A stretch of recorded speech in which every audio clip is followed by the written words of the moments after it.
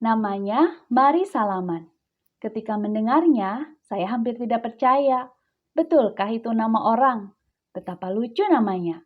Apakah orang tuanya sengaja menamainya seperti itu? Atau itu sekedar julukan dari orang-orang? Atau nama panggilan yang dibuat-buatnya sendiri? Nama itu pertama kali ia sebut setelah selesai menurunkan barang-barang pindahannya yang begitu banyak, sehingga perlu diangkut satu truk besar selama 5 kali perjalanan pergi pulang, dari tempat tinggal asalnya ke rumah di sebelah saya. "Perkenalkan Pak, nama saya Mari Salaman," katanya sambil menundukkan kepala. Ia menyodorkan tangan kanannya. Saya membalas dengan membungkukkan badan. Seketika ia tarik kembali tangannya. "Maaf Pak, apa ada yang salah?" Ia bertanya. Sepertinya agak tersinggung karena tangan yang disodorkannya. Saya biarkan begitu saja. "Oh, tidak ada yang salah Pak. Di desa kami, kebiasaan untuk menghormati orang terwujud dengan membungkukkan badan, tidak bersalaman. Oleh karena itu, saya agak aneh mengapa ia menyodorkan tangannya tadi." "Oh begitu Pak, saya kira Bapak tidak menyalami saya karena Bapak marah. Di desa saya dulu, kami selalu bersalaman ketika pertama kali mengenalkan diri." Saya mengambil napas panjang, lalu saya membalikkan badan. "Haji!" Terdengar suara bersin-bersin. "Maaf ya Pak," saya menggaruk-garuk hidung. Bau minyak wanginya yang bercampur dengan keringat begitu menyengat. Kaos hitamnya basah kuyup, seperti menyerap hawa panas yang sedang puncak-puncaknya. Ditambah hasil olahraganya mengangkat-angkat perabotan rumah tangganya. Saya pikir seharusnya ia mandi dulu sebelum mendatangi saya. Mukanya hitam. Saya taksir umurnya sekitar 40 tahun, rambutnya sedikit putih. Namun, giginya yang bertumpuk itu begitu putih bersih dan mengilat. Sehingga ketika tersenyum lebar, sinar matahari yang begitu terang serasa terpantul membuat giginya bersinar begitu silau. Sampai-sampai saya mengerjapkan mata berulang-ulang. "Maaf, tadi siapa nama Bapak?" "Mari Salaman, Pak. Mari Salaman." Saya lekas-lekas menutup mulut dengan tangan, sedikit tawa kecil, tanpa suara timbul begitu saja. "Oh, Pak Mari Salaman ya, salam kenal. Saya Sulepret." Sebagai bentuk penebusan dosa karena saya telah menertawakan namanya, saya sodorkan tangan meniru kebiasaannya saat mengenalkan diri. Dalam sekejap, tangan saya langsung disambarnya. Dia jabat erat-erat. "Mari Salaman tinggal mengontrak di sebelah rumah saya," katanya. Dulu rumahnya hanyut tersapu banjir. Tembok-tembok rumahnya hancur berantakan. Barang-barangnya hilang, istrinya turut hilang. Sampai ia pindah bersama kedua anak kembarnya ke sini setelah tinggal selama 4 tahun di rumah orang tuanya. Ia tidak enak terus merepotkan orang tuanya karena anaknya semakin besar, istrinya belum juga ditemukan. Barang-barang pindahan yang memenuhi rumah barunya ini semuanya adalah barang baru, pemberian orang tuanya, sebagai bentuk penghiburan untuk dukanya. Anehnya, setiap saya bercakap dengannya, tidak sekalipun tampak raut wajah menyedihkan dari seorang suami yang kehilangan istri. Apakah orang tuanya berhasil menghapus pilunya?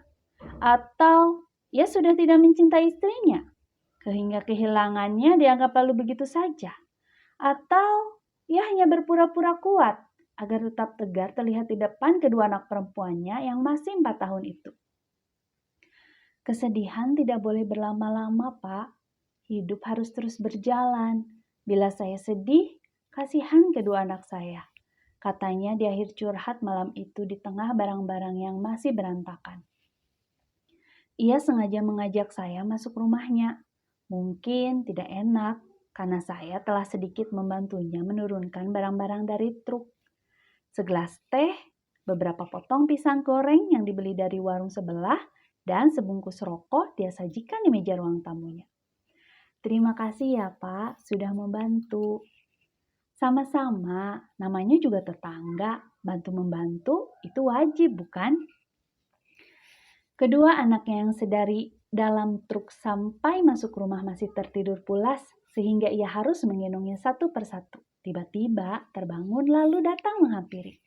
Salah seorang anak itu mengusap-usap matanya. "Oh, perkenalkan Pak Sulepret, ini anak saya yang pertama. Ayo nak, bapaknya disalam." Anak itu mendekati saya. Rambutnya keriting panjang, kulitnya putih. Anak di sebelahnya kulitnya juga putih. Karena mari salaman begitu hitam, saya rasa mereka seperti ibunya. "Nama saya Mari Tersenyum," kata anak itu sambil menyodorkan tangan. Saya tertegun, sempat beberapa detik. Saya kembali tidak percaya. Nama apa lagi ini? "Kalau ini anak kedua saya, Pak. Namanya Mari Tertawa." Adik anak itu yang terpaut umur 1 jam saat kelahiran juga menyodorkan tangan. Kali ini 1 menit saya tidak bergerak. Tangan mereka saya diamkan begitu saja. Saya terpatung keheranan mendengar uniknya nama-nama mereka. Bapaknya Mari Salaman, anak pertamanya Mari Tersenyum, adiknya Mari Tertawa. Nama yang begitu aneh. Mereka lahir tepat sebelum istri saya hilang bersama banjir, Pak, 4 tahun lalu. Saya sendiri yang menamai mereka. Meskipun kata-kata Mari Salaman menyiratkan kesedihan tiada tara, ia tetap saja mampu mengucapkannya dengan tersenyum lebar. Saya memejamkan mata. Sinar lampu ruang tamu terasa terpantul lewat giginya, sehingga membuat senyumnya kembali menyilaukan. Saya namakan mereka seperti ini agar saya ingat, Pak. Saya tidak boleh lama-lama bersedih. Saya harus kuat. Hidup ini selalu ada masalah. Bahagia atau berpura-pura bahagia adalah jalan terbaik untuk mampu menghadapinya. Ketika saya panggil nama mereka, saya geli sendiri dan akhirnya tertawa. Karena itu saya mampu bertahan hidup sampai sekarang. Mendengar ucapannya, saya terpekur. Betapa pilunya ia kehilangan istrinya. Betapa besar usahanya untuk tetap berjuang hidup seorang diri. Karena istrinya belum ditemukan meninggal, ia masih berharap bisa bertemu istrinya hidup-hidup. Sampai-sampai ia memilih tidak menikah dan membesarkan kedua anaknya sendiri. Saya ceritakan kisah ini kepada istri saya. Saya pikir ia akan simpati dan mungkin mengirimkan kue enak buatan tangannya itu ke Mari Salaman sebagai bentuk sambutan hangat.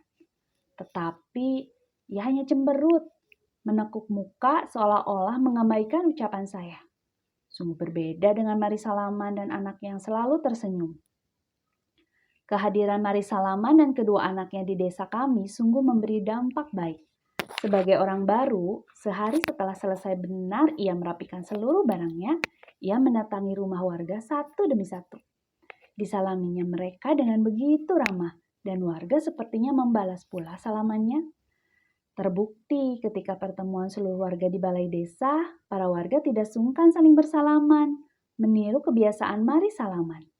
Walaupun membungkukkan badan tetap dilakukan. Anak-anak Mari Salaman, Mari Tersenyum, dan Mari Tertawa mudah berbaur dengan anak-anak warga.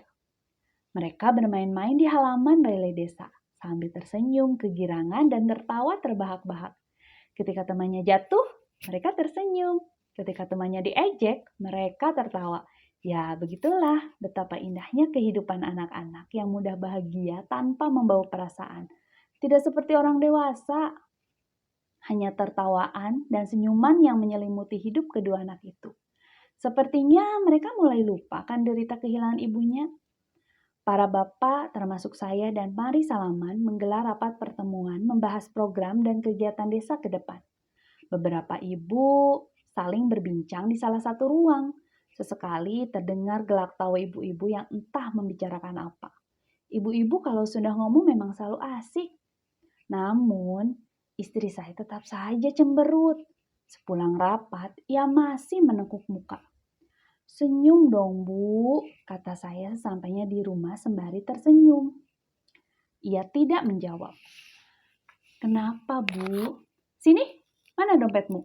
"Buat apa?" "Katamu, kok mau saya senyum? Sini, mana dompetmu?" Saya melemparkan dompet bersama senyum saya yang mulai hilang dari wajah. "Begini seharusnya. Bagaimana bisa saya senyum bila beli bedak saja kau begitu perhitungan? Sementara kau ingin saya selalu cantik setiap menyambutmu pulang kerja. Bagaimana bisa saya cantik dengan sikapmu itu? Dompetmu lebih ramah daripada semua senyummu. Saya terdiam. Tiba-tiba saya lupa bagaimana caranya tersenyum.